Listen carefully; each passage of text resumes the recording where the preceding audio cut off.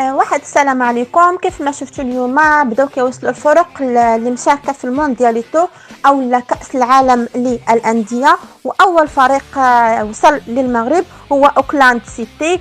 صراحه داروا لهم استقبال واعر بزاف. طبعا هادشي ماشي غريب على المملكه المغربيه الشريفه، بلاد الجود والكرم والطيبه وحسن الاستقبال. نخلو راسنا بالجوع ونكرموا الضيف، هادو هما المغاربه. صراحه ملي كتشوف بحال هذا الاستقبال وكتشوف بحال هذا التنظيم، ما يمكن لك الا انك تفتخر وتهز راسك وتقول انا مغربي.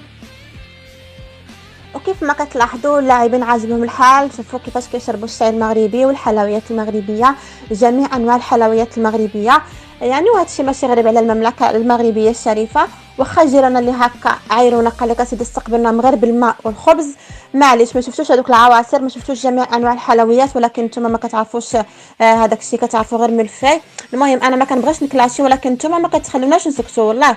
المهم كنتمناو الفرق اللي باقي ما وصلوش يوصلوا في امان الله وحفظه، وكنتمناو الفريق الوداد المغربي اللي كيمثل المغرب في هذه التظاهره كنتمناو ليه حظ سعيد، وكنتمناو انها تظاهرات تكون في مستوى الحجم ديال المملكه المغربيه الشريفه. وبون كوراجاتو، السلام عليكم.